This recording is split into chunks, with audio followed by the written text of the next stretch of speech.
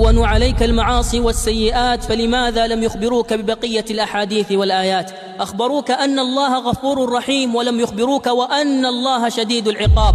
أخبروك أن من قال لا إله إلا الله خالصا من قلبه دخل الجنة، ولكنهم لم يخبروك بأن العهد الذي بيننا وبينهم الصلاة، فمن تركها فقد كفر. أخبروك أن امرأة زانية سقت كلبا فغفر الله لها فأدخلها الجنة، ولم يخبروك أن الله أدخل امرأة النار بسبب هرة حبستها حتى ماتت.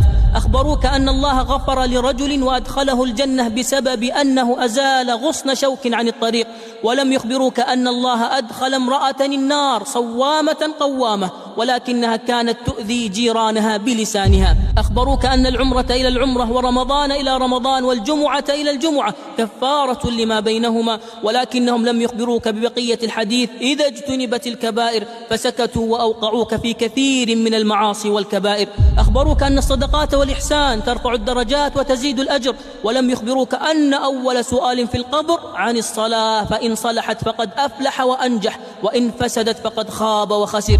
ديننا دين خوف ورجاء، لا تمن وتهاون وإرجاء. فالذي يتساهل ويبرر لنفسه المعاصي ولا يراها شيء فالله غني عنه ولا يبالي به في أي واد هلك ولا يراه شيء. ومن عظم الله عظم عند الله. ولا تنظر إلى المعصية